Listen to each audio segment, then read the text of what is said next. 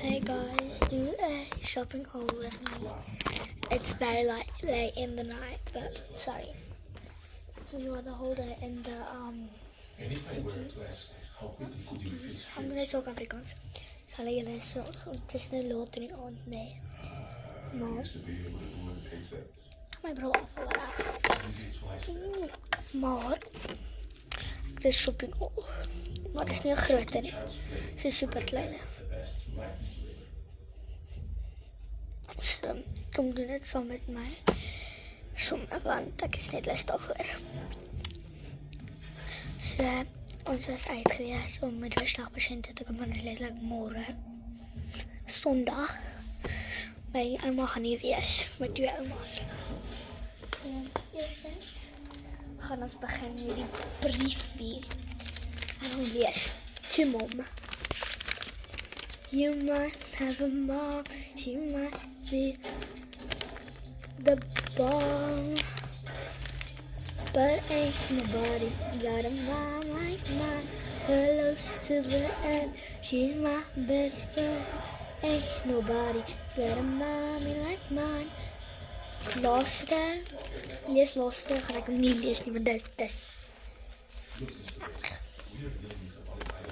dan het ons hierdie lekker slippers. So ek vra vir slippers en pyjamas. Toe koop ons dit vir haar.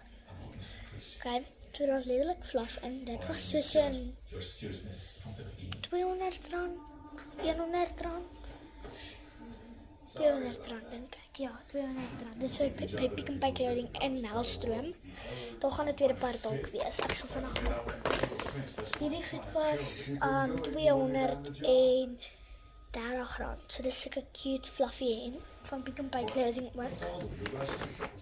Ek moet vandag maak. En dan hierdie mooi sterretjie broek. Oggendkleur is blou en wit, so.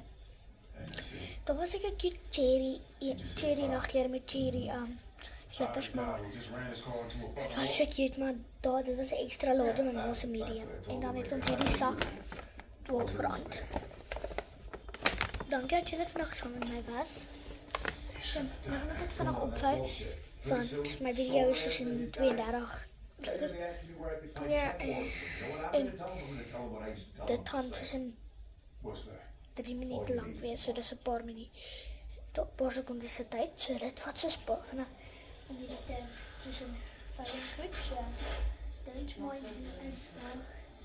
Go mind yourself. Ja, maar ek het nie meer as ek soos in hier